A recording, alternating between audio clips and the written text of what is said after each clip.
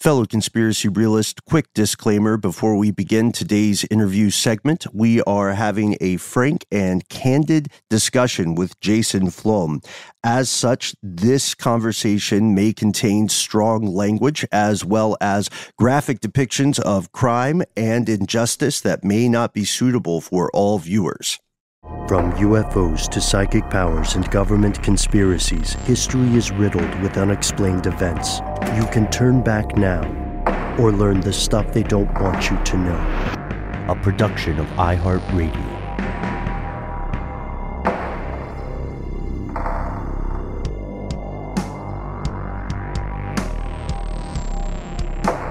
Hello, welcome back to the show. My name is Matt. My name is Noel. They called me Ben. We're joined as always with our super producer, Alexis codename Doc Holliday Jackson. Most importantly, you are here. And that makes this the stuff they don't want you to know. Recently, we had an incredibly powerful live podcast conversation with a cavalcade of top-notch talent from our friends Lava for Good. And in this conversation, which folks you'll hear very soon, hopefully, we discuss with policy experts a vast range of issues surrounding criminal justice reform, the legal system, the war on drugs, much, much more. So much, in fact, that we weren't able to get to most of the stuff we wanted to get to, so we knew we had to have our guest back on, and we're starting that today with none other than the creator of Wrongful Conviction, the one and only Jason Flom. Jason, welcome to the show, man. Thank you. I'm so excited to be here. I've been counting the minutes. I'm not being facetious, by the way. I was walking my dog this morning and thinking about how excited I was to do this, thinking about things we could talk about, because I'm still buzzing with positive energy from the event last week. Yeah, saying we're excited as well. That's awesome to hear. And thank you, seriously, for joining us here, because we talk about a lot of things in our earlier conversation that may not occur to most people on a day-to-day basis. And let's start with some background about you. We're preparing your bio, doing some research here. Jason, it's kind of tricky to put your experience in one box. You know, people might not know that you're the founder of Lava Records. Before that, you were the chairman of Atlantic Records and Virgin Records / Capitol Music Group. And good God. The accolades alone. I can't hold a job, I guess. What can you say? Most people would have stopped at one. We're going to need a couple of buckets for this. And, you really did kind of build this career, this life in music and beyond, the parts we're going to talk about today, kind of from the bottom. We understand that you were kind of part of, I guess, what you would call maybe like an early iteration of street teams, kind of hanging up posters for promoting shows as part of, Atlantic's field merchandising team, which now would be more, commonly referred to as a street team or like a PR team. Yeah, I mean, that was, when I was 18, I was super lucky to get a job as a trainee field merchandiser, which meant I wandered around record stores in Manhattan. There used to be record stores all over the place, right? Now there's just vinyl stores, in the hipper neighborhoods of town, right? But so my job was to go and I'd climb around on ladders with some double-sided tape and a staple gun, usually high on weed, and hang up Led Zeppelin posters and Sister Sledge and Chic and Rolling Stones. And it was just, I thought it was the greatest job in the world. $4 an hour, free records. I was like, this is a dream. And so I fell in love with the music business. And then I remembered the words of my dad, who was my hero and my mentor. And he had said to my brother and I, do whatever you want to do. Try to be the best at it, but just make the world a better place. And so I realized I was never going to be the best guitar player, but maybe I could be the best at helping other people become great at their musical crafts and help make other people rock stars, and help them live out their dreams, and I could live vicariously through them. So that's when I had this sort of my first shift, right? And I like that you're saying it's your first shift there, because while you were pioneering sort of the bleeding edge of the music industry, you had another calling, and that's part of what we want to explore with you today. In the early 90s, in 1993, you joined something that was newly formed at the time, an outfit called Families Against Mandatory Minimums. They had just been around, from what I understand, for a couple of years, formed in 1991, and we're wondering, I guess maybe we start there. What inspired this path, this advocacy and activism? It all started in the most serendipitous way, which was that I just happened to pick up a newspaper one day and saw an article, and randomly it was the New York Post, which I never buy, and no one should ever buy it. But the fact is, the Times was sold out this particular day. I bought the Post, and I was meant to, because it was an article about a kid named Stephen Lennon who was serving 15 to life for a nonviolent first offense cocaine possession charge in a maximum security prison in New York State. And yes, you heard me correctly, nonviolent first offense cocaine possession charge, 15 to life. And his mother had been trying to get clemency from the Governor Mario Cuomo, and had been turned down, even though she had gotten support from some unlikely sources. And that, in a nutshell, is why it was in the newspaper. And so I read this, and I was like, what in the actual fuck am I reading right now, right? Because I didn't know anything about mandatory sentencing or drug laws. I had my own, problems with substance abuse. I was a pothead, but then I got into cocaine and ended up in rehab when I was 26. So as it happened, he was 32. I was 32. He had been in prison for 8 years. I'd been sober for about 7. There were just too many parallels. And I was like, I'm an atheist, but for the grace of lowercase God go I, right? And I was like, this is really bothering me. I have to try to do something about it. And I only knew one criminal defense lawyer at the time, but his name was Bob Colina. He represented 2 artists I had signed, Stone Temple Pilots and Skid Row. And, fist in the air. Man. And so I had him on speed dial because those guys were getting arrested like weekly. So I was like, Bob, what can be done? He goes, there's nothing you can do. It's the Rockefeller drug laws. I said, look, do me a favor. By now I had called the mother on the phone. Her name was in the newspaper article, Shirley Lennon in Rome, New York. And so, I'd trying to figure out what I could do to help. And Bob, as a favor, offered to talk to her. He talked to her. He read the transcripts of the trial. He offered to take the case pro bono as a favor to me and her and her son. And 6 months later, we ended up in a courtroom in Malone, New York, up by the Canadian border. And there was this old judge with white hair, and I thought looked like Ted Forsythe, if you guys remember him, and the actor. And I was like, this guy's never going to rule in our favor. I knew nothing. I had a mullet and purple Doc Martens on. That's what the type of character I was, 30 years ago. But the arguments go back and forth, and the judge bangs the gavel down. I probably just deafened your audience, and said the motion is granted. And Bob comes sort of running over in his suit. And I was like, Bob, what just happened? And he goes, we won. And I was like, what? And he goes, we won. I was like, fuck, that's amazing. And so at that moment, everything changed for me. I realized that I had this superpower. And if I had it, I was damn sure going to use it. And that led to reading an article in Rolling Stone magazine, which was an article about the DEA busts of deadheads that was going on in those days, where they were posing as deadheads and going to these concerts. And I've never been a Grateful Dead fan. It's not my kind of music. Who cares? Doesn't matter. The fact is they were going to these concerts, posing as deadheads, buying a little bit of acid from these kids, and then busting them and putting them in prison for 10 years or more. This organization, Families Against Mandatory Minimums, was mentioned in the article. I called up the founder, Julie Stewart. I said, I want to help. And I became the first board member there, and I'm still on their board to this day, and they still do great work to this day. You mentioned the idea of Rockefeller drug laws and mandatory minimums. Can you just talk a little bit about that and kind of what that meant, for the need for this kind of advocacy? Yeah, good question, Noel, because, the war on drugs has had so many terrible and probably predictable outcomes, right? It never was a war on drugs. It was a war on people. Nixon wanted a war against hippies and black people, but he couldn't call it that, so he cleverly marketed it as a war on drugs.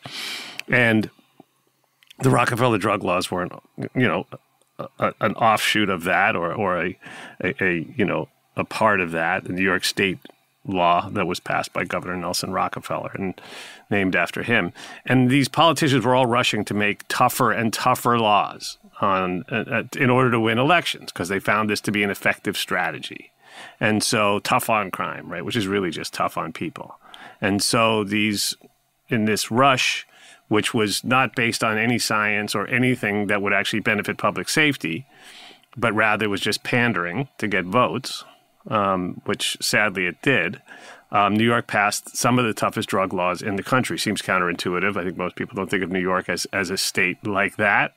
But these laws were as bad as any in the Deep South, I would say. And as a result, you had these terrible cases where people would be caught on a first offense, like this kid Stephen Lennon was, and possession of 4 ounces or more of cocaine or sale of 2 ounces or more was treated as an A1 felony, which is the same as murder.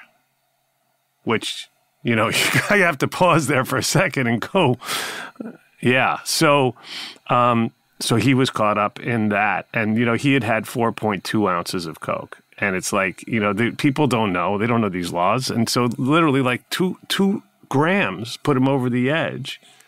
And, you know, it's not an uncommon story, sadly. Like Bob said, like the attorney said to me, there were thousands of people in prison serving time on cases similar to his. And a lot of them were people who were just set up by other people, right? Who, like my friend Anthony Papa, you know, who was a guy who had never been in trouble, but was struggling to pay his rent, had all sorts of problems, had card broke, all this other stuff, right? And some guy at his bowling league was like, hey, man, you know, like, you want to do all you got to do is take this, get on a bus and, you know, take it over there, you make $1,500, whatever he told him, right? So he didn't know anything, and there was a sting operation because the other guy had gotten busted, and his only way out was to bust somebody else. And so a lot of it is actually creating crime where there was none, right? And you have crime. We talk about crime. I mean, look, I think drugs should be taxed and regulated and treated like other substances, like alcohol and tobacco. But it was a crime. But it was a crime that was never intended to have happened in the first place in Anthony's case, and he got 15 to life as well. I've got a question there in Stephen Lennon's. That's the first case we were talking about, right? The one that you got involved with?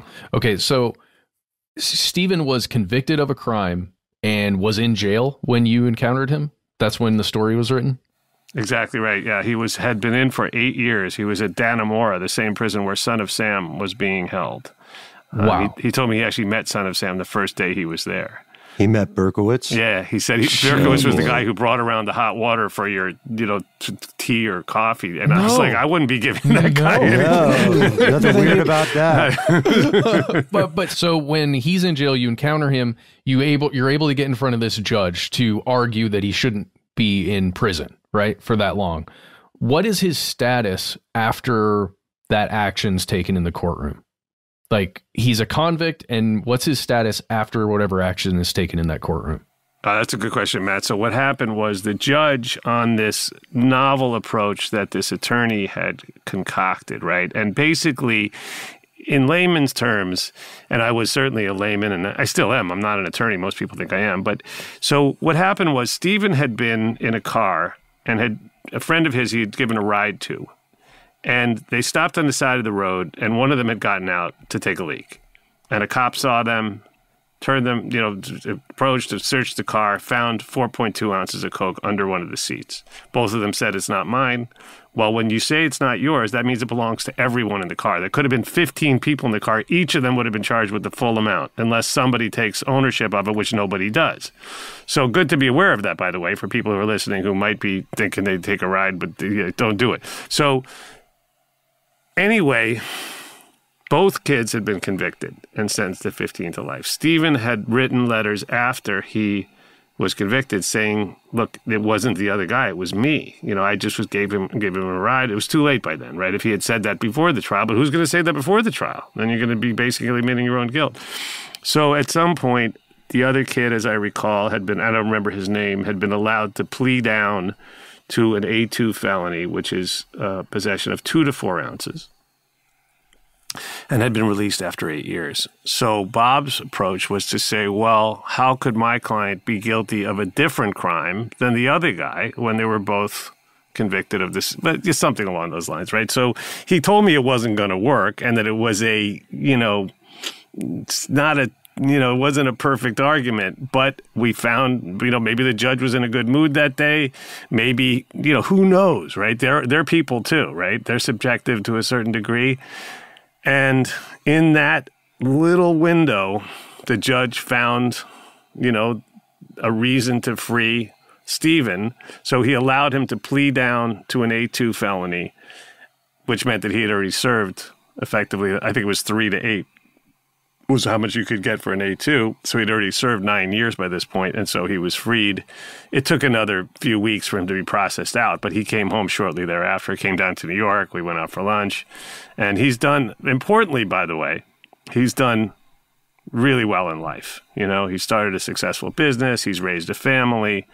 And it's kind of great. I got a letter. I got to share this story. 5 or 6 months after he came home, I got a letter in the mail from somebody in Cincinnati. I don't know anybody in Cincinnati. I've never been to Cincinnati. And the letter, I open it up. It's from a woman named Joanne Paris. I don't know who Joanne Paris is. And it says, "Dear Jason, you don't know me, but you got me pregnant." I'm like, whoa. Exactly. Now that's an opener. I was like, whoa, hey, how do I return this letter? So it went on to say, for the last 5 years, my husband and I have been trying to conceive, and the doctor told me the stress of my brother's incarceration was preventing me from being able to get pregnant.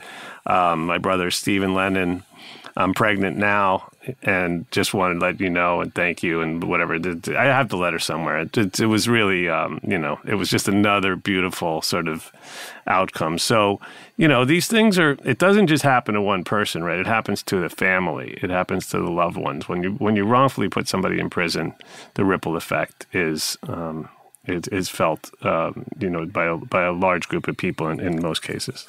And let's pick up there, because you said the word wrongful. Unfortunately, as amazing as Stephen's story is, we have to admit that it is by and large anomalous in the overall landscape of the American legal system. Your show, Wrongful Conviction, dives deep into multiple egregious instances of people who have been failed by the justice system. Could you in your own words tell us a little bit about wrongful conviction and maybe some of the notable cases that inspired you? Or galvanized you, I should say. Oh, hell yeah. So Wrongful Conviction is a show I started in 2016. I've been with the Innocence Project. I was the first board member there, so they call me the founding board member. Not the founder. The founders are Barry Scheck and Peter Neufeld, so I want to make that clear. But I've been with the Innocence Project now for, 27 years or something like that. And I'm so inspired by the work that we do and that the lawyers there do and that the incredible pro bono attorneys do around the country to help these wrongfully convicted and factually innocent people. And I became really drawn to the people themselves, right? As I got to know a large number of exonerees, often I would meet them as soon as they came home. And they're, as a group, some of the most extraordinary people that you could ever meet. These are people who have been through literal hell, because our prison system is hell, and come out with optimism, with gratitude, even with grace, you could say, right? And none of them want to look backwards. They're not bitter, and they're like, I draw so much inspiration from being around these magical beings who went through hell and came out carrying buckets of water to help put other fires out for other people, right? And I'm like, who are you, dude? Like, how is this possible? Or, many of them are women too. Of course, women get wrongfully convicted as well. And I thought, if we can tell these stories, or I can help these individuals to share their stories and create a platform where they can speak to, 100,000 people a week, which is about the number of people that we reach with each episode, then we can help to change hearts and minds and ultimately shift policies and make the system a little fairer and better for everyone. Because ultimately, we can sit here and talk about statistics, and I can rattle off statistics for your audience all day long that are mind-blowing, but they're statistics.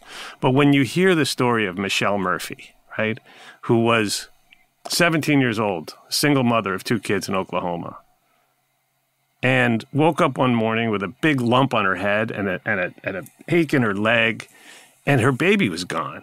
And she's stumbling around looking for her little one. 15 weeks, he was 15 weeks old at the time, and found him in the kitchen in a pool of blood, and he had been effectively decapitated. And, calls the cops, of course. They proceed to interrogate her for 9 hours without an attorney, without a parent. I don't think her parents would have been much good because it was a pretty dysfunctional family, but I don't know, there would have been much help. Then they claimed she confessed, although it's dubious as to whether she ever said anything. I think that they got her to finally say, because they told her, if you don't say something, we're never letting you out of here and you're never going to see your other kid again. And so she said, well, maybe I, dropped the scissors or something like that, which of course was a ridiculous idea, right? The kid was decapitated. The baby was, it's sorry to share this disgusting detail, but it is what it is. And she never saw the light of day again. I mean, she was sentenced to life in prison. And, everyone knew from day one that it was the next door neighbor kid who did it. But the fact is the kid self-asphyxiated before the trial. So he was never able to be, his testimony or his claim that she had done it was never able to be impeached because he was dead. But the fact is, when her conviction was overturned after 20 years, the judge said through tears that in his 40-plus years on the bench, he had never seen a more, a worse case. I forgot his exact words, but he, it was so insane. And when you meet Michelle, and I did meet Michelle weeks after she came home, and she's so extraordinary. She's such a beacon of light, and her case, sadly, is not an outlier. I mean, there are tens of thousands of wrongfully convicted people in prison in America right now while we're having this conversation. Many of them are on death row. I had a call today with Billy Allen, a Zoom with him, a strategy call with him and his team. He's on death row. He's on federal death row for a crime he couldn't possibly have committed. In fact, people say to me, well, but is he really innocent? And I'll go, listen, Ben, you're as guilty of this crime as he is. In fact, I can't even say that because I can prove that he didn't do it, but I don't know where you were that day. You know what I mean? It's like, it's a good point, though. Man. Yeah. We might have just unsolved this mystery. No, but anyway, the fact is, it's, we have to laugh to keep from crying. But Billy Allen, is another one, right? He's on death row for 26 years. The guy's an incredibly brilliant artist. He's a painter. He's a poet. He's phenomenally evolved person, wasn't a troubled guy, wasn't a troublemaker, but was wrapped up in this ridiculous frame job in Ohio. In Missouri for a bank robbery he couldn't possibly have committed because he was at the mall. And there were videos that could have proved it, and there were receipts for clothes he had bought, and there were witnesses. And not only that, but the robbers had robbed this bank and killed a white guard. There were two black guys. And their genius plan was they loaded up, and you have to hear this episode, I think it's number 303, but they loaded up a van with gasoline, these two geniuses. Their getaway plan was they had a van which they had coated with gasoline because they were going to jump into this van after they robbed the bank, speed away to another getaway car, set the van on fire to destroy whatever evidence there was, and get away that way. But the van caught on fire on the way to the getaway car because of course it did, because it was loaded with gasoline and coated with gasoline, right? So one guy is on fire. He can't get away. He's rolling around in the grass. He gets arrested immediately. The other guy runs away, but he's singed and he smells like gasoline. And the people see him because he stops to ask people for directions. Where's the train? He's trying to get away on a train now, right? And they reported, they described him. These were people who worked at the park service or something. And Billy, when the guy who was caught, was being forced to name his co-conspirator, he said it was some other name, John or something. Then he said, oh no, maybe it was Bill. And then the only guy that he knew named Bill who he barely knew was this guy, Billy Allen. But Billy had all these alibis and evidence that he wasn't there, and he didn't smell like gasoline, and none of his clothes had gasoline on him, and he wasn't singed, and he didn't match the description, but none of it mattered. And he's been on death row now for 26 years. And I strongly encourage people to look up the name Billy. It's BILLIEALLEN. Google that name. And, we're going to be eventually, Dr. Phil is going to release an episode coming up soon on this case. And we're going to really mount a big campaign because he needs to come home. And the idea that he could be executed is just insane. There's also at Free Billy Allen on Instagram for anybody. Right, at Free Billy Allen. And you can Google, you can, like I said, you can listen to the Wrongful Conviction podcast with Billy Allen. You can also look up the 8-minute video that the kids at Georgetown, the Making an Exoneree class did. It's phenomenal video. So yeah, those are just a couple. I mean, we don't have time. We could go on. It would be dark, and we'd be hungry and tired by the time I finish telling you these horrible stories.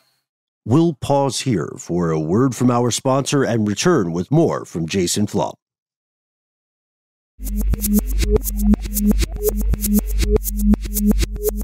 And we've returned.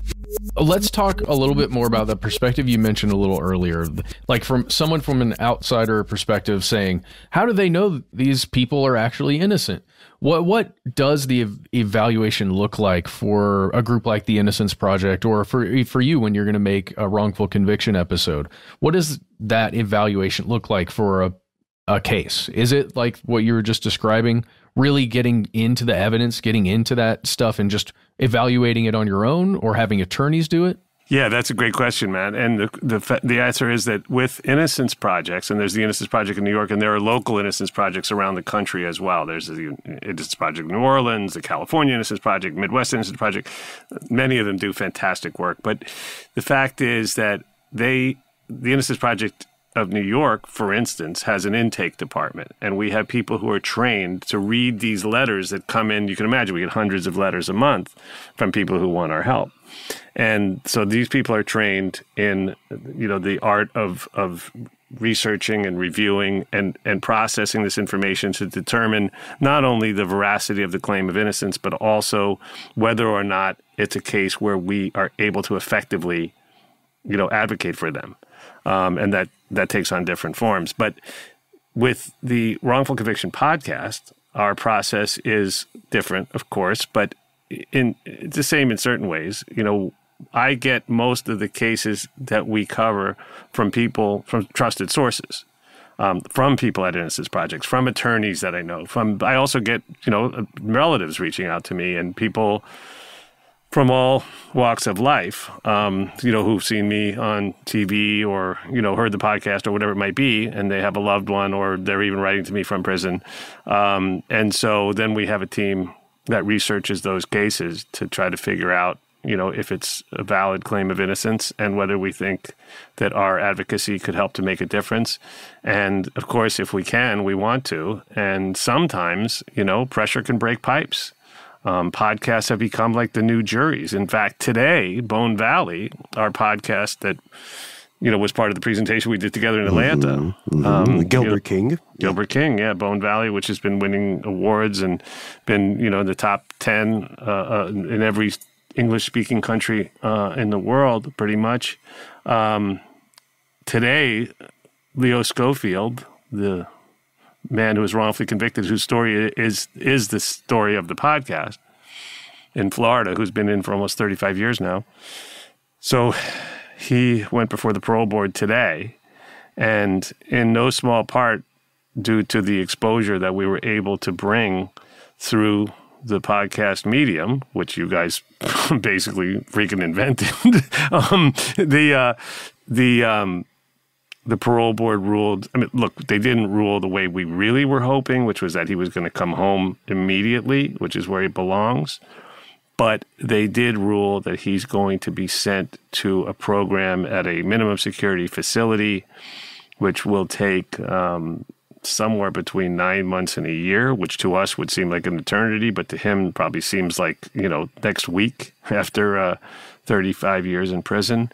And there's an extremely strong likelihood that at the end of that period of time, he will be freed and will go home to his wife, his daughter, and his grandchildren. And so he's happy with the outcome. Obviously, again, it's not what we hoped for. And to those who haven't heard Bone Valley, please check it out, because if you want this is Gilbert King, the Pulitzer Prize winning journalist who spent 3.5 years researching this case. And on the podcast, spoiler alert, you're going to hear the actual killer confess in details that only he could know, that weren't public. And you're going to learn that his fingerprints were found not by the state, but by private investigators, well, by interested people, right? Not a private investigator, 17 years later. His fingerprints were found in the car that Michelle was murdered in. There's no question about these things, right? And then it gets worse from there. But every episode is like peeling back the layers of an onion. And, you know, it's so outrageous. And I think that's why it's caught the public imagination. But again, it's outrageous, but it's not unusual. So the first, let's assume the mindset of just the average person who has maybe never really tangled with law enforcement outside of a parking ticket, right? Or, you know, they got a speeding ticket or a taillight ticket or something. One of the first questions those folks will have is, how do these clearly wrong, unjust convictions occur? What leads to a system that produces these with such consistency? Well, the answer to that, the big answer is mass incarceration itself, right? This failed social policy disaster that has turned us into the most incarcerated nation in the history of the world. And when I say that, that's not hyperbole. We have more people in prison in America than Russia and China combined. We have more people in jail awaiting trial who haven't been convicted of anything than everyone behind bars in India right now, okay? And India has, 4 times as many people as we do? And it gets worse from there. We have 25% of the world's prison population, but only 4.4% of the world's population. And we have 33% of the world's female prison population. That's crazy. Last statistic I'll throw at you is we lock up black people at a rate that is higher than South Africa during apartheid per capita. I hear myself say that and I go, Flom, you sound crazy right now, but it's true. And every time I say it, I go research and it's like, yep, it's true. It's much higher. It's not a little higher. It's much higher. So my point being that when you have 2+ million people in jails and prisons right now in America, in steel and concrete cages, right, suffering at this very moment, and that compares with 200,000 to 300,000 40 years ago, right, that we had in this same country, with no benefit to public safety whatsoever. And the result of that, with 11 million people churning through jails and prisons each year, that's how many people go in and out of jails and prisons in America each year. So why that's important in the context of your question, Ben, is because when you have that many people cycling through, there's no time for the system to recognize and respect anyone's individual rights unless you're wealthy, in which case you have the ability to pay for an attorney who can really represent you. You have the ability to post bail and go home after you've been arrested. And you can probably avoid most of the worst outcomes that are reserved for the people who are most marginalized in our society. And those people... It feels like you can slow time down with that money and attorney, in a way. Slow the whole process down a little bit, right? Because that's one of the big problems. Yeah, well, that's the inverse, right? Or the converse. I mean, you look at the guy who used to be in the White House, right? And how he's been able to, avoid consequences for as long as he has. And that's an extreme example. But, we have such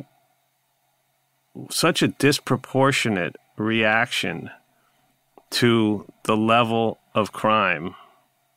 And that's another subject, right, is how we have become the most over-policed society in the free world by a mile, and how we're the most, spendthrift society in terms of the way we just freely dedicate resources to the things that we know don't work, which are police, prosecutors, and prisons, right? The 3 Ps. And these things don't make us safer. In fact, they make us less safe. This has been proven by every serious social scientist who's ever studied these things. But we're addicted to it. And it's part of my mission in life. I guess my overarching goal is to end mass incarceration. That's why I've worked on mandatory sentencing. That's why I've worked on drug decriminalization. That's why I work on bail reform. That's why, all of these are parts of the same giant monster that we have to slay. You say we're addicted to it, like as a society, maybe as a government. I mean, a lot of this stuff with the war on drugs is also wrapped up into kind of, slave labor by a different name, Can you talk a little bit about that? Like we on the panel, we discussed the idea of like, is the prison system broken or is it working exactly as intended? Yeah, so, no, you're exactly right. I mean, slavery is not illegal in America. And people are probably tuning out right now going, who is this crackpot? He doesn't know what he's talking about. It was Stick around, folks. Yeah. So when slavery was abolished as a sort of a concession to the southern states, they allowed that slavery was only illegal if you were free. So predictably, what happened was the Southerners who needed slave labor to pick cotton and sugar and other things went around and arrested black people for loitering, for not having ID on them, for not even having a job. They could arrest someone for being unemployed back then. And it hasn't changed that much, but, it was more out in the open then. And those people then were forced to work for free. There was even convict leasing and things like that. And that's how a lot of the cotton was picked and the sugar was harvested. And these were jobs that had, I think sugar was the most dangerous crop because I think they had 4% fatalities annually among people who were working in those fields. But they didn't care because it was an endless supply of free labor. So Colorado a couple of years ago became the first state to abolish slavery, truly abolish it, when they in a referendum, the voters passed a referendum making it illegal for people to be enslaved while they're being imprisoned. And so, now we have to get the rest of the states, one by one. And if they have to be done by referendums, unfortunately, only about half of the states have referendums, and not all of them will vote this way. But, whatever we have to do, that should outrage everyone. And in some of these states, they get paid 19 cents an hour or $1 a day, or, in Louisiana, at Angola, 4 cents. I think it's 4 cents an hour, but they take 2 cents as a tax. So it's slave labor, no matter how you look at it. It's ridiculous. And a lot of products that we use are made in these prisons, not just license plates, right, but also T-shirts, coffee cups, underwear, all kinds of stuff is made in prisons by some really, I don't want to name names because I don't know which corporations may have stopped doing it. I can keep track of it. But some of the blue chip, like Fortune 500 companies, and you can look this up, use the labor from prisons. And, it's just one of the many terrible things about the way we operate right now. I think some military supplies are made in prisons. I wouldn't doubt it. Over a decade ago, we made an episode on the privatization of prisons. And when we were hanging out at that live show, I brought that up in the room with Greg and Greg Glod, who's with the War on Drugs, and a couple other people. And for us, when we made that episode, again, a long time ago, it felt like maybe that was one of the biggest issues leading to mass incarceration because there was a real profit motive attached to just getting a person in a bed as an individual inmate, right? But Greg and I think you too, Jason, had a different take on that. I just wondered how the view on the privatization of prisons has changed as a contributing factor. A lot of people talk about private prisons as sort of the boogeyman, and they're terrible. It's. I think if you go to another country, it's almost like an electoral college, or like people look at you like, imagine if you went to another country and you were like, who won the popular vote over here, right? And you're like in Belgium, they're like, what are you, an idiot? There's no popular vote. There's a vote. One person wins, the other person loses. Whoever gets the most votes goes home, and that's it. But America is a weird place. So private prisons, those are two words that should never go together. But approximately 6% of the people locked up in America are in private prisons. So it's a horrible, horrible thing, because when you think about it, of course, private prisons are by and large more dangerous and more draconian even than the prisons that are operated by the states and the federal government, because they're only there to make money. So they're paying the least they can for everything, right? Guards, food. Not that there's good food in prisons in America in general, far from it, but it's all worse. And so there's more chaos, and there's more hardship, and there's more sickness, and there's more violence, and there's more of all the terrible things that we as a society, whether someone's guilty or innocent, we shouldn't want that inflicted on them. These are people, if they're guilty, they're people who made a mistake, but they're human beings. I believe what Brian Stevenson says is that no one should be judged by the worst thing they've ever done. Right? Or no, he says we're all better than the worst thing we've ever done. And I think that's, an incredible statement. So, and we also have to start moving to an approach like they take in most of Western Europe, where they look at it and say, well, this person's eventually going to be released. And when they're released, they might be my neighbor. And I want them to come out whole. I want them to come out with the possibility of getting a good job, with health care, with, some job training, with some, treatment for whatever was wrong with them that made them want to commit a crime in the first place, so that they can be a good neighbor. They can contribute to society. But instead, I always say we should build ramps, and instead we build walls outside of the walls, right, for people to have to climb over in order just to get back to a decent way of life, because they made a mistake at some point, which I don't know about you guys, but I know I made a lot of mistakes when I was a kid that if I was a different colored skin or was from a different zip code, I probably would have ended up in jail and prison, and life would have been very different. And I don't know who would have benefited from that, because as a result of me going to rehab instead of prison, I ended up starting businesses, paying lots of taxes, employing lots of people, discovering some music that probably a lot of people that are listening may have enjoyed. Maybe even had some illicit fun too. I don't know. So I hope so. So, nobody would have won had I gone to prison, except maybe somebody would have made a few bucks. And at the end of the day, you touched on that. That's part of the problem. And by the way, I have to thank you guys. I listened to your show about the police gangs. And as a result, I started watching that TV series that you recommended, We Own This City on HBO. Awesome. Dude. It's underrated. Didn't get the accolades. That's why I'm glad we're here talking about it again now. I mean, I encourage people to watch this show, because it's, forfeiture. I mean, not forfeiture, seizure of, basically theft. We talked about the idea of like one of the punitive measures that law enforcement can enact on people who are not actually convicted. They are just accused, is taking their stuff, taking their money, or even like is, shown in that show, maybe even stealing drugs and, moving them illicitly and, kind of off the books, black ops type operations. That's something that I wish we would have touched on a little more on the panel. Just the idea of kind of undue forfeiture or seizure of assets. Yeah, I'm glad we're talking about it now. That's actually something I was looking forward to talking with you guys about, because I thought you did a great job on that episode, which is an episode if people haven't listened yet. Go back and listen to that episode. What episode? Maybe you guys can put it in the link in the bio or whatever.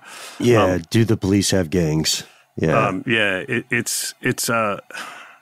It's terrifying. I mean, people that work in criminal justice reform won't be surprised by it, but it's still... It's madness. And the show, which talks about the Baltimore Gun Trace Task Force and is, horrifying in every way, because it's a true story. And, this is the task force that was, if you Google Baltimore toy gun scandal, you'll find the information about this group of cops, 8 of whom are in prison right now, who were planting toy guns on people that they shot. But that wasn't all they were doing. They were also, selling drugs, robbing drug dealers, robbing civilians, framing people for all sorts of crimes. and on, and beating the hell out of people, murdering people. And, it points to something that we talked about on the panel, which I have to say, it feels to me like we as a society have developed a cognitive dissonance when it comes to any rational discussion about new approaches to making our society safer, right? And I say it again and again. What causes crime, by and large, is desperation. That could be mental illness, by the way, but mostly it's poverty and it's lack of hope, right? And when people become desperate enough, they're likely to try to do something because they have nothing. And if that's something, if there's no way out for them except to to do something that's illegal, maybe even that's hurtful to other people, then that's what they may well do. But if you provide them with hope, and we know programs that work, there are lots of programs that work, that are proven to work. Like in New York City, the Avenues for Justice is an organization that takes kids on their first serious interaction with the criminal justice system. And they meet with that kid and the family, if that kid is lucky enough to interact with them, or they find out about this kid. And then if they believe they can help, they go to meet with the judge and the prosecutor and say, let us have a shot at this, okay? Give us 2 or 3 years to work with this kid, and we'll send them to college, and you'll never hear their name again. Their success rate is 91%, by the way, and it costs $5,700 a year. Now, let's talk about that in the context of what it costs to keep a kid locked up in Rikers Island, which is only a few miles from where I'm sitting right now. Rikers Island, it costs $565,000 a year to keep a kid locked up there. Almost exactly 100 times as much as it does to help that kid and turn them into a productive tax-paying citizen. But, what exactly are we doing? If you just look at the overtime we pay to police in New York City, a fraction of what we pay in overtime would solve our homeless problem in New York City. A fraction of it. Just the overtime, right? But the difficulty is people can't wrap themselves around the idea that those people don't make us safer, right? They don't prevent crimes because it's virtually impossible to prevent crimes. You can't be everywhere. And if they were, it wouldn't prevent crimes anyway. Someone says, well, if they're standing outside of a bodega and somebody goes to rob the bodega, well, then they'll go rob a different bodega, right? I mean, if they're desperate enough to do it in the first place. And they don't really solve crimes either, right? They solve 2% of crimes. They investigate 10% of serious crimes. Even murders, they solve much less than 50% of them. Many of those they solve wrong. And so then you get to what you mentioned, I think, Noel, right? Which is that they're committing crimes in numbers that we can't really even, we can see it, and we see it again and again, almost like scandals in the Catholic Church, right? But yet we still allow the church to operate tax-free, even though every city has had these major scandals where there's been priests abusing, and abusing is too gentle of a word, doing the worst things imaginable to children, but they still are allowed to operate tax-free. And at the same time, there's an interesting, parallel to these scandals that have happened in police departments all over the country, every city, right? And where you have police who are, over-indexing in every conceivable category of crime, whether it's domestic violence, right, where reported numbers are 4 times higher in families that have a police officer than in the general population, whether it's murder, whether it's, other types of violent crimes. And then to go back to your point, Noel, and then I'll get off this soapbox. The Washington Post reported, starting in 2014, that police stole more money and property from civilians than all the robberies combined, all the burglaries and robberies combined. But we don't talk about that, right? Because civil asset forfeiture allows that they can just take your stuff, right? If you're going through an airport, and this happens all the time. Or you're driving in your car, or you're on a train, and they search you and they find a bunch of money on you. No drugs, no weapons, no evidence you've done anything. They go, well, we think you must be a drug dealer because you got all this money on you. So we're taking it. And your only recourse is to, you have to prove the negative. You have to prove that you weren't committing any crimes and that that money didn't come from any illegal activity that you were involved in. So let's say they take $5,000 off of you, right? Now you're going to go hire a lawyer for $5,000 to go try to get your $5,000 back? No, you're doomed, right? Maybe it's in a city you don't even live in. It's somewhere you're driving through, and these things happen in clusters. But so, Florida recently banned civil asset forfeiture. Families Against Mandatory Minimums led that fight, actually. But it's crazy that this stuff is allowed to go on. So not only are you not convicted of a crime, you're not even charged with a crime. They just have to go, we think maybe you might have, or we think this car might have been involved in some illegal activity, so we're taking your car. It's a smart grift, unfortunately. Yeah. It's an awful, awful grift, and it happens in the shadows, and people don't talk about it. We don't know about it, so we need. It happens at the Atlanta airport, right? We just learned from Clayton English. Clayton English, co-host of The War on Drugs. It just happened to him. He's a prominent comedian, actor, writer, like big name, and they just took his money. Yeah, and there's so many brilliant people that are out there talking about this. Alex Vitale has his book, The End of Policing, which is brilliant, which argues for making our society safer. And, when you think about it, why in the world have we, and this is actually something that I think most police and police families or organizations would agree with, right? Why have we decided that it's their job to respond to mental illness crises, right? Or drug overdoses? Why do we have them doing traffic stops? That makes no sense whatsoever. You don't need a police officer to do a traffic stop. First of all, you could have a civilian doing it. And second of all, there's cameras literally everywhere. You could just, if somebody really runs a stop sign, right? Or really, is driving in the wrong lane or whatever they're doing, right? Or has a broken freaking taillight, you can take a picture with one of the millions of cameras all over the streets and send a bill to the person's house that corresponds with the license plate, and then they pay it. And you're saving ungodly amounts of money, and also preventing the worst outcomes that we see so often from these traffic stops. And, we need to reduce our reliance on police. And there are a number of cities that are doing this with profoundly positive results. Denver, Albuquerque.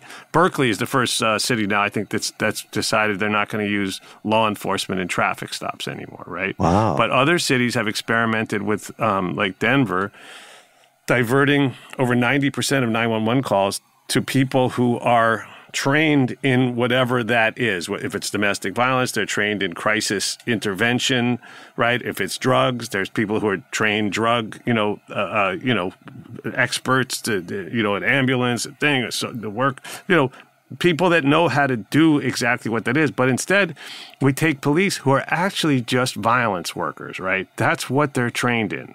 They're trained in trying to analyze a threat and then neutralizing that threat. But they're not trained how to recognize if somebody's mentally ill, if somebody might be deaf and can't understand what their instructions are, et cetera, et cetera. And so the worst outcomes that we see day in and day out, where police in America murder between 3 and 4 people daily, right? Daily. And this is the last thing. I gotta throw this out because nobody talks about this, right? But I'm just sort of obsessed with this notion that Americans have been taught by the media, largely, and by pro-police forces to be scared, right? We're all scared of crime. Crime. Somebody committed a crime. It's terrible. It's tragic. It's terrible. It's dangerous. As soon as you leave your house, in your house, you need a gun. You're danger everywhere. Danger. I live in Manhattan. New York City is currently the 9th safest big city in the world. It's one of the safest places in the world. I walk everywhere. I wear a nice watch, sometimes a Rolex. I'm fine. There's no crime. There's no, I can't find any crime. There's crime in certain neighborhoods if you really go look for it, but by and large, it's extremely safe here. But everybody's worried that they're going to get killed. And by the way, the one statistic I was going to add before, which you can use or not, but which I think is really wild, is that the stranger danger murders that everyone worries about, right? That they're going to walk down the street and somebody's going to jump out of an alley and steal their stuff and kill them or whatever it is, right? The FBI says that 9.9% of murders in America are those type of murders, stranger danger murders, right? And almost overwhelmingly, it's people who know each other, right? They're in some sort of a dispute. Could be a lover's quarrel, could be a business dispute, could be a, whatever, right? People know each other. They get in arguments, and sometimes it ends badly. So that means about 1,400 people are murdered in America in a year by a stranger. So the odds of you being murdered by a stranger are infinitesimal in America. Higher than other Western countries because of guns, but still infinitesimal. Now, let's talk about police murders of civilians. Right? Last year, police, according to their own reporting, murdered 1,174 civilians. But we know that they're not always truthful about these things, right? They originally said that George Floyd died of a medical problem until the video came out. They said that Tyree Nichols died of a medical problem until the video came out. They said the same thing about Ronald Green, who's every bit as terrifying as Tyree Nichols, but for some reason it hasn't caught the public imagination the same way. So let's say that 15% of the time they, I'm going to say, miscategorize, right? That's probably too kind of a word, but whatever. That means that police are murdering close to 1,400 people in America per year, which is the same number as people who are murdered by strangers. So if you're murdered by a stranger in the United States, that's insane. It's about a 50-50 chance that the stranger who killed you is wearing a gun and a badge. And so it's really, when you put it in those terms, it's really, you got to scratch your head and go, what are we doing? What in the world are we doing? It doesn't make any freaking sense. So I think, that's why that show, We Own the City, is an important show for people to watch. We're going to pause for just a moment, hear a word from our sponsor, and then we'll be right back.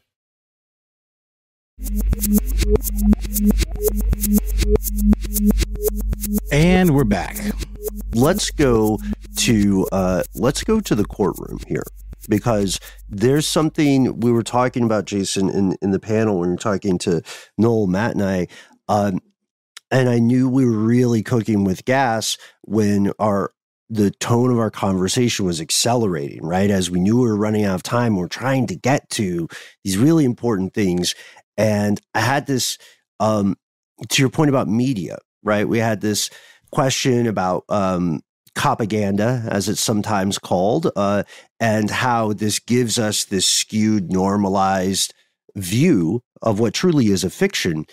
And when we asked what people as individuals need to know about the court system, the court piece of this in wrongful convictions, the war on drugs and so on, you hit on something a lot of people don't talk about, which is one, prosecutorial misconduct, and then second, just the whole idea of bail, of the bail system. Do you remember you were like, hang on, we have to talk about bail reform. And most people don't. I will admit, before that conversation, I wasn't walking around on my day-to-day with bail reform as one of the top 10 to-dos in my head. Yeah, well, I'm happy to talk about that, and I'm glad you raised it. And propaganda is an important word. It's a word that was on the tip of my tongue when you said it. And I encourage people to follow the work of Alec Karakatsanis. That's ALEC. And his last name is a little bit of a tongue twister, but it's Karakatsanis. Alec Karakatsanis. And he is one of the most brilliant people I know and a profoundly important figure in the world of criminal justice reform. And he's done transformative work on bail. He has a newsletter that you can sign up for right now called Alec's Propaganda Newsletter, which I think will really change your views on how the media reports these things and why we are led to believe the things that we're led to believe. And his work on bail has centered on the fact that money bail is, in fact, unconstitutional. It's a violation of the 14th Amendment, and I think the 6th or the 8th, I can't remember now, because it's not equal protection or due process. When two different people are arrested for exactly the same crime, but one of them has money and the other one doesn't, so one of them goes home and goes to the movies or does whatever they do or picks up their kids from school, and the other one goes to jail. And his thing is, he's out there winning case after case from some very conservative judges, too, in front of some very conservative judges who agree that this is an unconstitutional practice. Judges are required to set bail. It's in the 8th Amendment, it says that it is unconstitutional to set bail that is unaffordable. But it happens every day, thousands of times a day in every city in the country. And yet we think somehow this is making us safer, when in fact, all the research has shown that bail reform makes us safer. Why is that true? Because people are picked up for a crime. Usually it's a misdemeanor, right? The overwhelming number of arrests are for misdemeanors. People think cops, they think the law and order version of cops is what cops are doing, but their jobs are generally mundane, right? Only, I think, 1% of 911 calls are for violent crime in progress, right? So mostly they're giving out traffic tickets and doing all that other stuff. But when people are arrested, they're presumed innocent, but yet they're taken to jail if they can't pay bail. Now, when they're arrested, if they're held in jail for whether it's 3 days or 3 years, whatever their problems were are going to be a whole lot worse when they get out, right? The outcomes that no one really thinks about of being in jail for, like I said, a week, whatever it is, a month, is if you had a job, it's gone, right? You may have lost your housing if you have some sort of temporary housing situation or anything. Your kids may have been taken away by Child Protective Services because if you're a single parent, where are they going, right? Or maybe they're, who knows, right? Your maybe medications you don't have, things, everything is worse. And now you're in a desperate situation where you may be forced to make a terrible decision and have to commit a crime in order to feed yourself or have a place to live or whatever it is.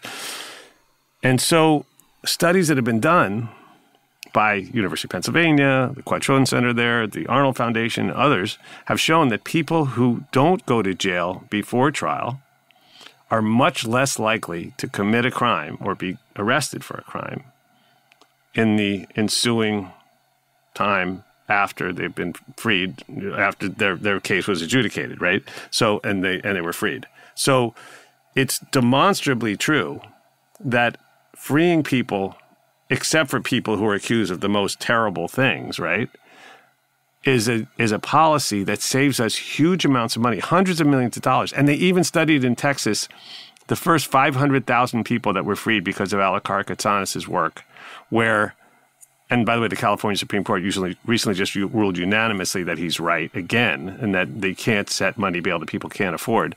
So, but in Texas, they found that there were no negative outcomes from these 500,000 people who were freed. Of course, somebody's going to do something, and that's going to be the story in the newspapers because it's clickbait and because it's an easy story. It's lazy journalism, right? Someone goes, oh, this guy was freed on bail, and the next thing you know, he hit this old lady over the head in an ATM and stole her thing, and now she's in the hospital, and everybody's upset, and it's like, and now there's a crime wave, and that goes back to that same narrative. So that's the propaganda thing. But in fact, if we're really interested in making our communities safer, then we'd take that money that we're wasting on jails for these people who are presumed innocent and spend it on things that actually make us safer, which is job training, social services, treatment for people who have mental illness, people for treatment who may need it for substance abuse, fixing street lights, putting green spaces. Like, it sounds airy-fairy and whatever, but it actually works. Like, putting green spaces in neighborhoods that really need them provides hope and makes people less prone to do things that are violent or even just illegal. Just to stay on money, Oh, gosh, I'm going to throw a couple of statistics out and then ask you a question, I promise. So according to the National Registry of Exonerations, as of September 2022, there have been 3,248 exonerations inside the United States since 1989, which is simultaneously feels like a huge number and a teensy tiny itty bitty little number when you think about the overall number of people who have been incarcerated. Okay, so if you happen to be exonerated and you're one of those lucky few people, the thought is, well, this person was wrongfully convicted and exonerated after spending 20, 38 years in prison. Isn't that person entitled to some kind of compensation from the state in which they were incarcerated? Because they were wrongfully convicted, spent a bunch of time in prison, lost their life, right? Their family got set back, as we've been talking about in this episode. We recently learned that inside DC, so the District of Columbia, and 38 out of the 50 states, there are state statutes that exist to help someone who's been exonerated get compensation. But it's only those 38 states, right? What have you learned in making wrongful conviction about the ability of someone who's been exonerated to get some money or some kind of compensation from the state or the federal government? The two questions I get asked most frequently by people who are new to this world, right? Someone I just meet at some random event or whatever. Maybe they see my T-shirt that says Wrongful Conviction Podcast on it, whatever. It sparks a conversation. They always want to know, and they hear these stories, and they say, please tell me, like, what happened to the prosecutor? Was the prosecutor did they get in trouble for framing this person? And the answer to that is 99.9% of the time, absolutely not. There was no, because they have absolute immunity. Only 2 prosecutors have ever gone to jail for framing someone in America. One guy in Texas, Anderson, who went to jail for 3 days, and the other guy in the Duke lacrosse case who went to jail for 1 night. That's it. So that has to change. But to answer your question, the other question that people ask me is exactly the one you just asked. To tell me this guy, this woman who just did Michelle Murphy 20 years, she got compensated. And the answer to that is sometimes. And even when they do, it takes years. Even in the states that do have those statutes, they put you through hoop after hoop after hoop to try to get paid. And it can take years. And in between, what are you supposed to do? And don't forget that there are a huge number of people who are freed because they've had their convictions overturned, but the state ain't done with them. So they'll go to them and say, Lorenzo Johnson, for instance, right, who did 22 years, wrongfully convicted twice in Pennsylvania, proved his innocence twice, his conviction overturned twice. And then they say, we're going to try you a 3rd time unless you take a plea. Take a plea, you can go home right now. And it's at Sophie's choice, right? And these pleas happen in courtrooms before, like upon arrest, right? Before trial, they happen all the time, right? They're called, sometimes they're called exploding pleas, where they go, Matt, look, you got half an hour to decide, 15 minutes. Here's a plea. You can go home now, but this is going to be on your record, or you're going to go to jail for a week or whatever it is. But if you go to trial, we're going to throw the book at you. And it can be much worse than that. It could say it could be we're going to offer you 2 years, but if you go to trial, you're going to get 40, right? That's a real thing, and people take pleas all the time because it's the rational thing to do, even if they didn't commit the crime. But the fact is that so many people are freed on these Alford pleas or other pleas where they're not admitting guilt, but they have no chance to sue for compensation, and they're just left on their own. You know, I have to tell the story of Vincent Simmons, who came home last year after 44 years and 9 months in prison in Louisiana. We covered his story on wrongful conviction. I think we're the first national outlet to do it. It led to CBS, and eventually the accusers admitted that they made up the story, and he did 44 years and 9 months for a crime that never happened. But still, he was freed but not exonerated. And I asked him, Vincent, he came home, he's 70 years old, you're freed. What did they give you? Did they give you anything? He goes, yeah. They gave me $10. I go, $10? Was that cash? He goes, no, it was a debit card. I'm like, how's about that, right? But the answer is we need to fix compensation statutes. these people should be given a check made out to, their name and directions how to get to the bank and a name of someone who can help them. They should. But ironically, when you're freed on actual innocence, you get nothing. You're just out there to fend for yourself. People who come home that are guilty, that are on parole, actually get a probation officer who, in theory at least, can help them with different things they have to navigate, whether that's how to write a resume or how to do, basic things that they've lost track of, how to work a phone, right? Anything. But people who are innocent are basically left to fend for themselves. And if they're in one of those 38 states, they may be entitled to compensation, but it might be woefully low. Michelle Murphy, who we talked about, got $200,000 for her 20 years in prison. And 30 or 40% of that went to her lawyers, right? So, we need to fix these compensation statutes. It's one of the things that the Innocence Project is leading the charge on. And many others are working on it, and we need to at a minimum give these people who are innocent a chance to rebuild their lives and to live out their days in at least relative comfort. And one of the most powerful questions for us to include here is the question about activism, right? About participation, about no longer passively accepting these egregious things as a normal state. Given your experience with this, Jason, if someone came up to you and they said, okay, I know nothing other than there are some serious problems, what can I do? What do you tell them? Well, it starts with everybody has a voice. Knowledge is power, right? So listen to the podcasts, Wrongful Conviction, Bone Valley. There's so many other good ones out there that you can hear as well. Read, right? So read the like I said, Alex Copaganda newsletter. It's free. You can subscribe to it right now.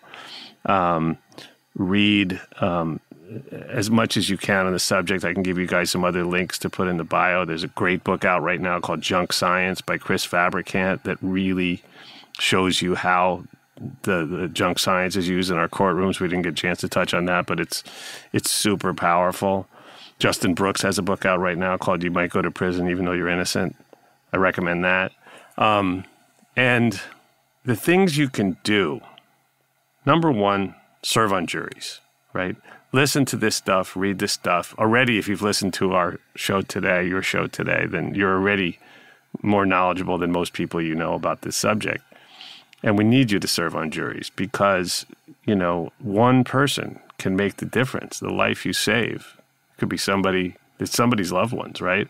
And remember when you do serve on juries that those are not just words. When you hear the words innocent until proven guilty, that's not the way it works right now, but we need to fix that, right? People believe you're guilty until proven innocent because they've seen too many TV shows. And they think if you're in the defendant's box, there must be a good reason for it in this ornate courtroom and whatever it is, right? And reasonable doubt. We have to return to the standard of reasonable doubt. It's like if there's a reasonable doubt, you got to acquit.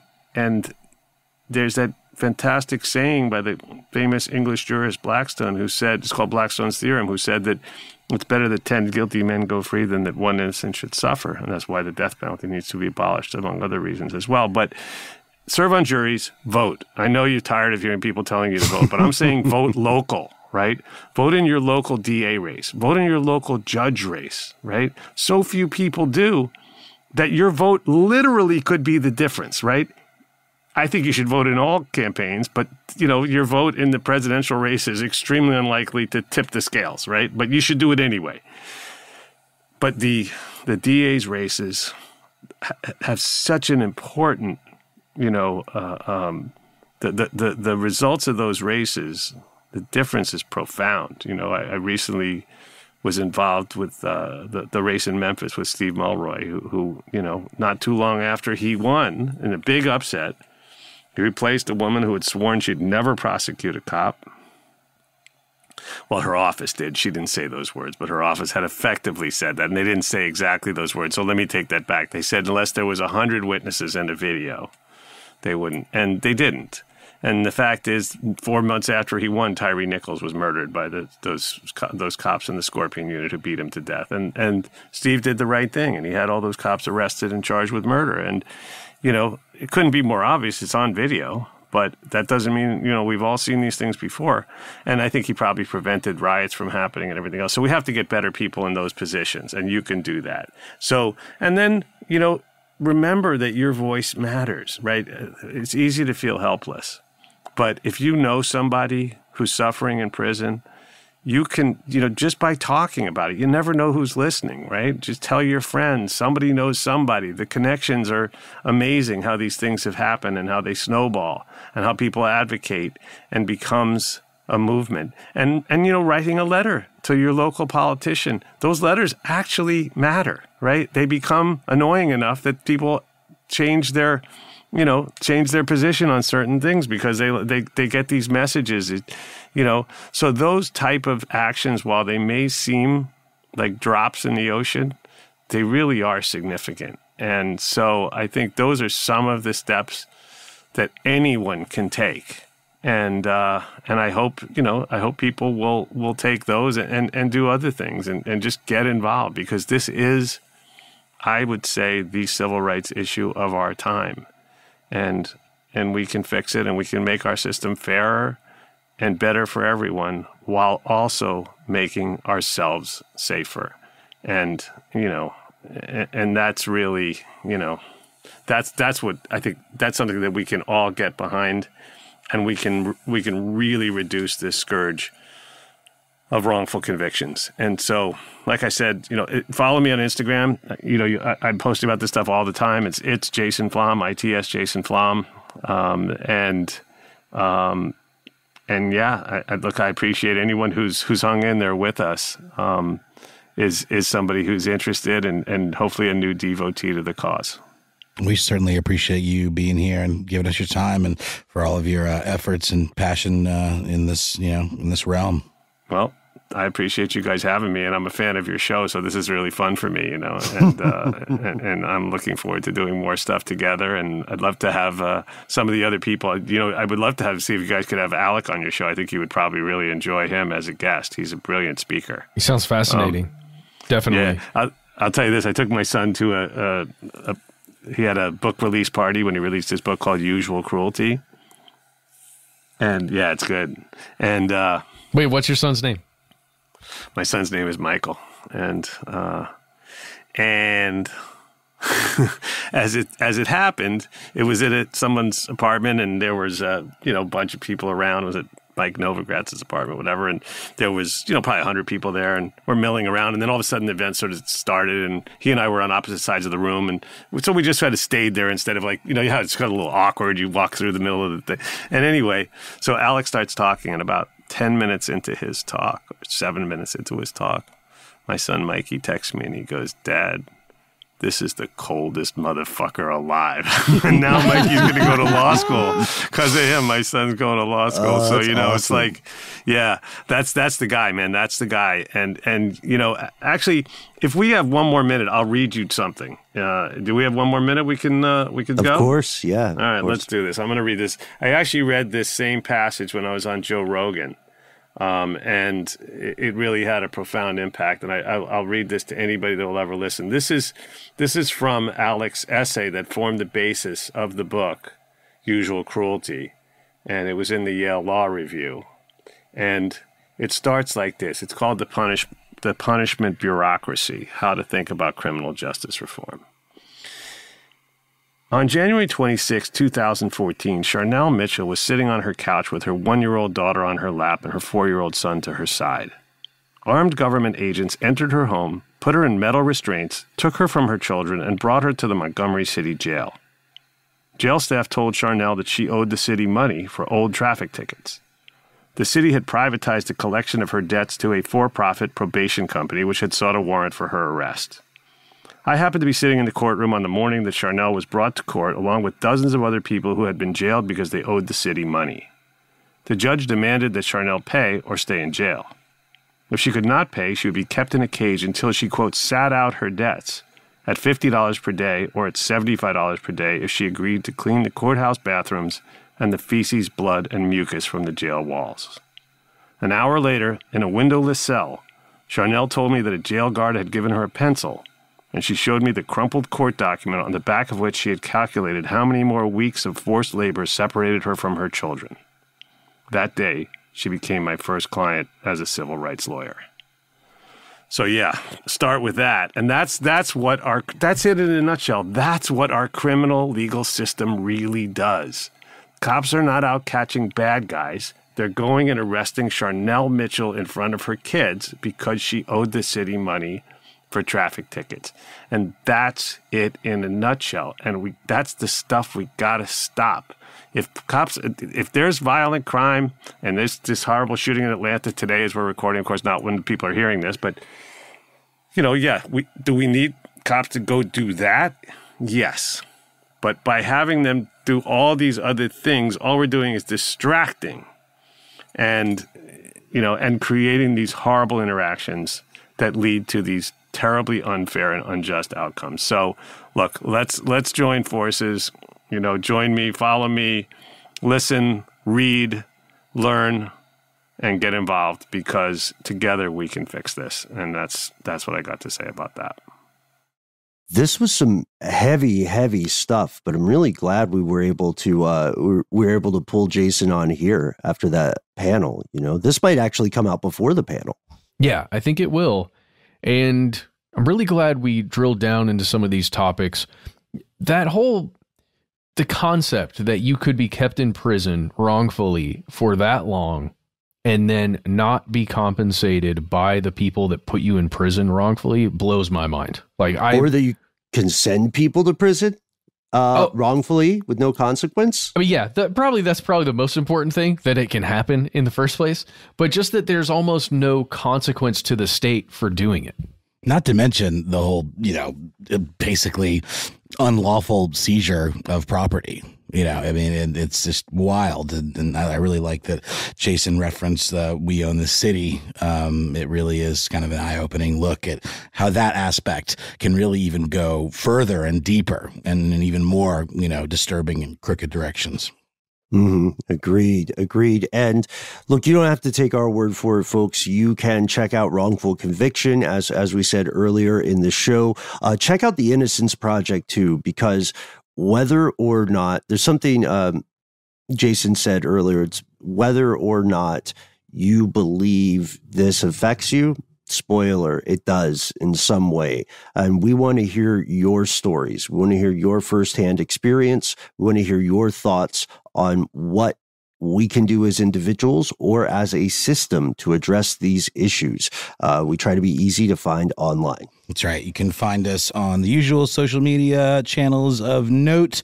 We are Conspiracy Stuff on Facebook, Twitter, and also YouTube. We're Conspiracy Stuff Show on Instagram and TikTok. If you want to give us a call, our number is 1-833-STDWYTK. When you call in, give yourself a nickname, and you've got 3 minutes to say whatever you'd like on that voicemail. Just, you can't go over 3 minutes. That's really the only rule.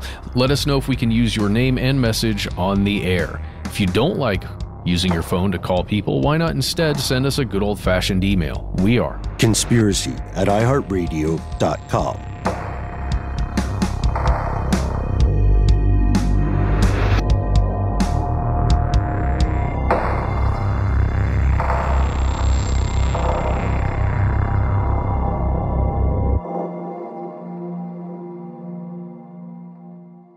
Stuff They Don't Want You to Know is a production of iHeartRadio. For more podcasts from iHeartRadio, visit the iHeartRadio app, Apple Podcasts, or wherever you listen to your favorite shows.